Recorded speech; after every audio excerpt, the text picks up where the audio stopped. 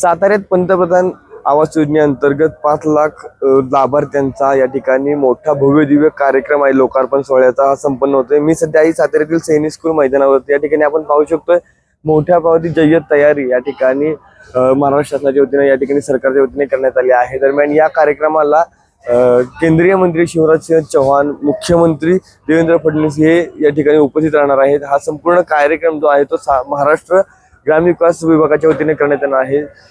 दरम्यान पंतप्रधान नरेंद्र मोदी यांनी काही दिवसापूर्वी केलेल्या आव्हानाच्या अनुषंगाने या ठिकाणी नेटके स्वरूपाचं नियोजन कमी खर्चामध्ये या ठिकाणी हा कार्यक्रम आटोपण्यात येणार असल्याची माहिती या ठिकाणी जयकुमार गोरे मंत्री जे आहेत त्यांनी दिलेली आपल्याला पाहायला मिळते. एकूणच या संपूर्ण पार्श्वभूमीमध्ये सांगायचं झालं तर 50,000 लाभार्थ्यांना या ठिकाणी या कार्यक्रमासाठी बोलवण्यात येणार होतं. मात्र पंतप्रधानांच्या आवाहनानंतर या ठिकाणी ग्रामविकास मंत्री जयकुमार गोरे यांनी फक्त 15,000 लोकांना या कार्यक्रमांना बोलवलेलं आहे आणि 5 जणांना या ठिकाणी स्टेजवरती बोलवून त्यांच्या हातात या पंतप्रधान आवास योजनेअंतर्गत जी घरं बांधली त्याच्यात चाव्या आहेत त्या देण्यात येणार आहेत.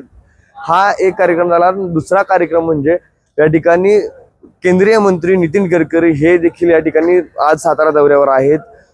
राष्ट्रवादीचे नेते कॅबिनेट मंत्री मकरंद पाटील यांच्या किसनवीर साखर कारखान्यावरती या ठिकाणी आबासाहेब वीर पुरस्काराचं आयोजन या ठिकाणी आज होणार आहे. दरम्यान या कार्यक्रमाचं प्रमुख उपस्थिती राज्याचे केंद्रीय मंत्री नितीन गडकरी असणार आहे. त्याच्यामुळे हे हाय व्होल्टेज भाजपचे दोन्ही नेते आज सातारा जिल्ह्याच्या दौऱ्यावर आहेत आणि हे दोन्ही नेते सातारा जिल्ह्याला नेमकं काय संबोधित करतात हे याकडे संपूर्ण महाराष्ट्राचं लक्ष लागून राहिलं आपल्याला पाहायला मिळते. ओमकार सोनाली, नवराष्ट्र, सातारा.